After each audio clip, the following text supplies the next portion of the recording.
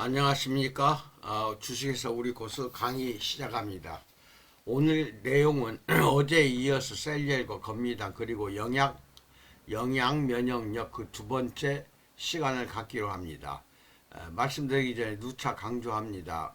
특히 저희와 연관된 사업을 하시는 모든 분들은 합동연합학술로 석박사 과정을 거치는 것이 좋습니다.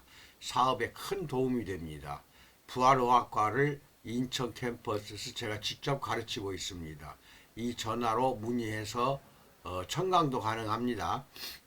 청강도 하시고 등록도 하시고 그래서 여러분 사업에 큰 도움이 되기를 축원드립니다. 구독과 알림 설정 해주시고 좋아요 눌러주시면 감사하겠습니다. 우리 코스는 건강 미인을 창조하는 기업이기 때문에 몸 건강, 정신 건강까지도 같이 겸해서 연구도 하시고 공부도 해야 됩니다. 그래서 오늘 같은 이러한 내용도 여러분에게 알려드리는 것이니까 숙지하시고 고객 상담하는데 도움이 되시면 좋겠습니다. 자, 그럼 지금부터 이 내용을 눈으로 보고 계시면은 제가 설명하는 것을 귀로 듣고 판단도 하시고 암기나 숙지도 하시기 바랍니다. 나를 살리는 자연식이 영양 면역력 그 두 번째 시간을 갖기로 합니다. 자연에서 온 제철 재료가 내 몸을 살리는 것입니다. 의학계에는 현재 사람들에게 20여 종의 미네랄과 필수 비타민 15개를 매일같이 섭취할 것을 의사들은 권하고 있습니다. 그래서 누군가 면역을 위해 다양한 영양제를 챙겨 먹는다고 해도 그것이 그리 어색한 모습은 아닙니다. 하지만 음식에는 면역에 꼭 필요한 성분뿐 아니라 식품 보조제에는 없는 고유의 영양 성분이 음식에 들어있기 때문에 이왕이면 그때그때 제철 재료로 영양을 획득하는 것이 낫겠다는 것입니다. 음식물이 몸속에서 에너지로 전환되는 과정을 살펴보기로 합시다. 우리가 먹는 밥과 고기, 채소와 과일 등이 위장관을 통과하면 소화효소를 만나 잘게 분해돼서 포도당이나 아미노산, 지방산 형태로 저장이 됩니다. 그 작은 분자들은 우리 몸의 세포나 각 기관이 활동해야 할 때 산소와 함께 이동해서 에너지원으로 쓰이는 것입니다. 이 말은 인간도 우리가 먹는 음식도 자연에서 왔고 유기적으로 연결되어 있다는 의미가 아닐까요? 그러니 인공적인 방법으로 가공한 형태보다는 자연에서 온 천연 산물을 입으로 섭취했을 때 더 이롭다고 보겠습니다. 이 내용은 다 밴드에 올려놓겠습니다. 먼저 이 그림을 봅시다. 음식 섭취로 에너지를 얻는 신진대사 과정을 그림으로 이렇게 설명해 놓았습니다. 식사를 하면 장에서 소화 흡수 과정이 일어납니다. 섭취한 음식들은 적당한 수분과 온도 등의 환경과 소화효소를 만나 잘게 부서진 다음에 에너지원으로 사용됩니다. 탄수화물은 포도당으로, 지방은 지방산으로, 단백질은 아미노산 형태로 바뀐 뒤 혈관을 통해 전신으로 퍼져나가 생체 활동에 필요한 에너지원으로 쓰입니다. 다 쓰고 남은 물질은 근육과 간에 저장되고 물과 이산화탄소 같은 부산물들은 몸 밖으로 배출됩니다. 이 그림 밑에 있는 것 중간 것을 보면은 식품 속의 화학 에너지는 지방, 탄수화물, 단백질, 기타 이것이 하나의 우리가 에너지원이 돼서 입을 통해서 몸 안으로 들어가면은 ATP에 의해서 태워져 가지고 에너지원으로 쓰입니다. 그리고 신진대사에서 또 에너지원으로 쓰입니다. 쓰이고 남은 찌꺼기들이나 노폐물은 밖으로 부산물들이 이산화탄소와 물은 밖으로 나가게 되어 있습니다. 그리고 음식물을 소화 분해하면 영양소 형태로 바뀌는데 그 에너지원을 인체 내에 저장하는 데 필요한 물질이 됩니다. 특정 기관에서 에너지원을 사용해야 할 때는 운반하고 공급하는 과정을 중개를 해줍니다. 단백질 합성과 근육 수축 과정에도 꼭 필요합니다. 그리고 소화로 얻은 주요 영양소로 에너지원으로 저장하고 불필요한 물질을 배설하는 하나의 과정입니다. 이 그림들이 그렇게 해서 밴드에 올려놓겠습니다. 두 번째 그림을 눈으로 보시고 귀로는 설명을 들으시기 바랍니다. 가까운 예로 한국인이 거의 매끼 섭취하는 법을 떠올려 봅시다. 잘 알려져 있듯이 도정을 많이 한 쌀로 지은 흰쌀밥은 맛이 좋고 소화도 잘 되지만 도정을 거치지 않은 현미와 비교하면 영양가가 매우 낮은 편입니다. 수확한 벼를 말려 왕겨만 벗겨낸 것이 현미입니다. 현미의 보호막을 벗겨내고 씨눈을 그대로 남겨둔 것이 배아미라고 하고, 그리고 배아미의 씨눈까지 제거해서 부드럽게 씹히는 것이 백미가 됩니다. 이게 벗겨낼 거 다 벗겨낸 것이 백미입니다. 곡식에서 가장 영양 가치가 높은 씨눈에는 비타민 B군과 미네랄, 지질 등이 풍부한데 그 씨눈을 다 없애버리고 밥을 해서 먹잖아요. 그래서 식감이 조금 거칠더라도 도정을 덜 거친 곡물은 먹으면 콜레스테롤과 혈당을 낮추고 영양 흡수율도 더 높아지는 것입니다.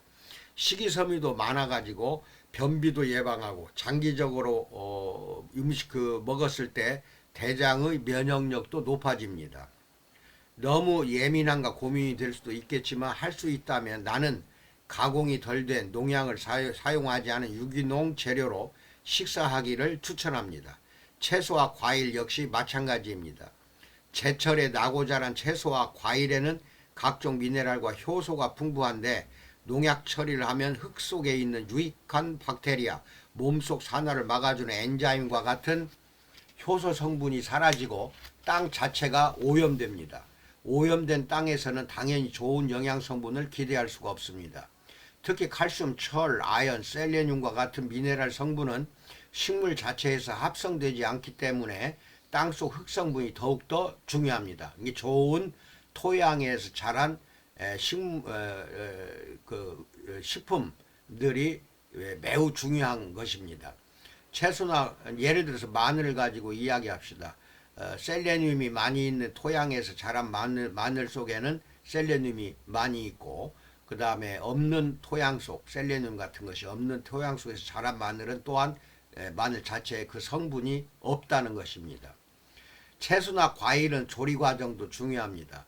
절이거나 끓이는 과정 중에서 영양 성분이 손실되기 때문입니다. 가능한 한 껍질째 조리하고 날 것으로 먹어도 괜찮습니다.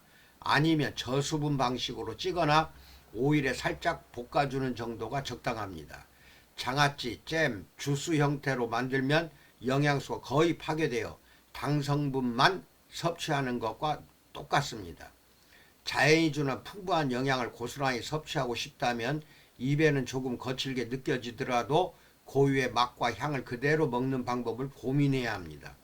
콩류, 잡곡류, 견과류, 뼈째 먹는 생선이나 조개류 등은 모두 가공이나 정제하지 않은 전체 식품으로 생명 유지에 필요한 갖가지 영양소를 함유하고 있습니다. 그 자체로 영양덩어리인데 맛을 위해 도정하고 가공해서 먹는다는 것은 그만큼 영양 손실임을 늘 기억하기 바랍니다.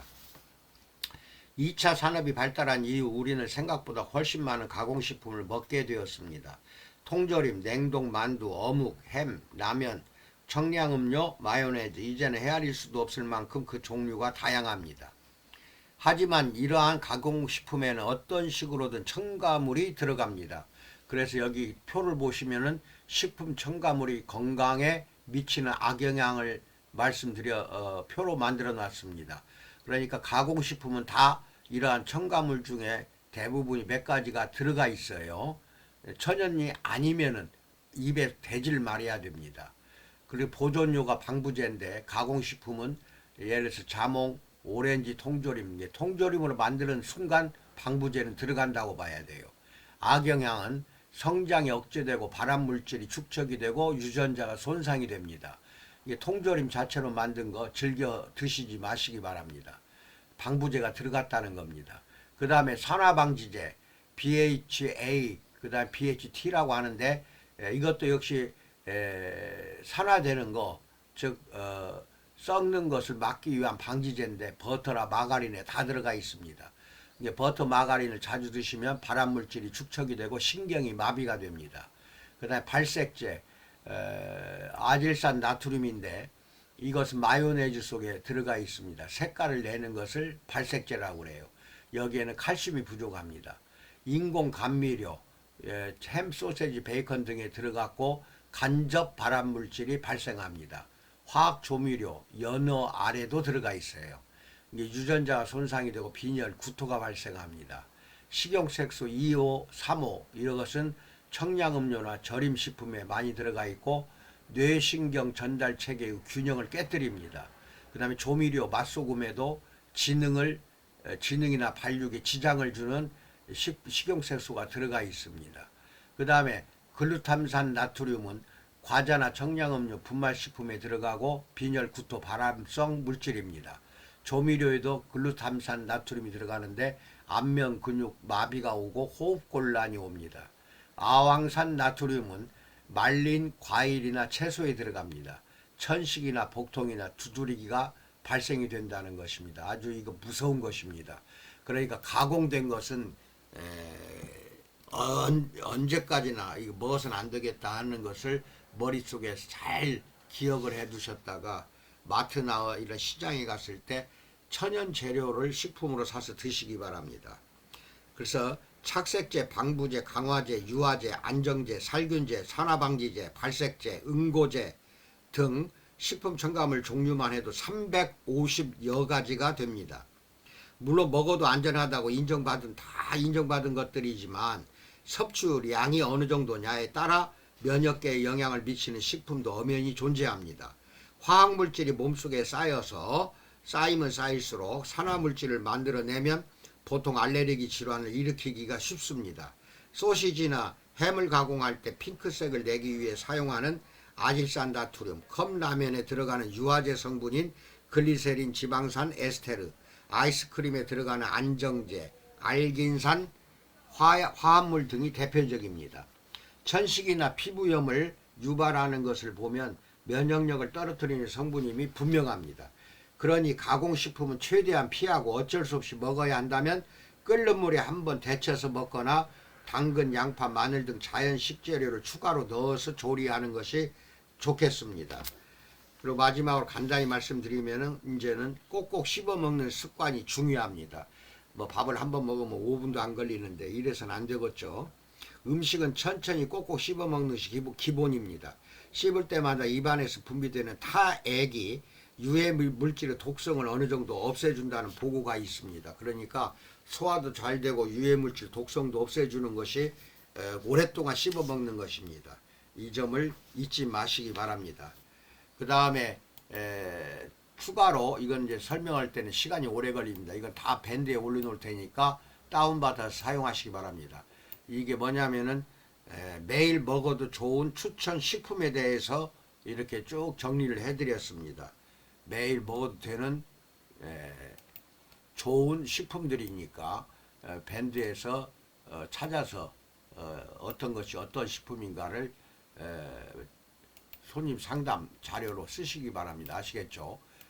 그리고 누차 이야기하지만 일주일에 2~3번씩은 셀젤로 꼭 한정하시기 바랍니다. 왜 그러냐면은 가공식품 안 먹을 수가 없거든요. 먹다 보면 여러분들 그 몸속에 있는 화학물질, 중금속 또는 발암물질들이 셀젤로 한정을 하면은 몸속에 있는 것들 모든 것이 다 땀으로 다 나옵니다. 배출시켜 버리는 게 셀젤이기 때문에 그렇게 해주시고, 그 다음에 이제 그것을 누적되게 많이 먹은 사람들은 건미당이 필수적입니다. 건미당은 내 몸의 세포가 손상되고 노화되고 병든 세포가 되고 이런 부분을 제대로 잡아주는 것이 건미당입니다. 40가지의 천연 약재가 들어가서 만들어진 것이니까 건미당은 어린아이부터 노인까지 온 식구가 즐겨서 드시는 것이 중요합니다. 건미당을 꼭 사서 드시거나 판매에 열중해 주시기 바랍니다. 감사합니다. 코로나 조심하시기 바랍니다.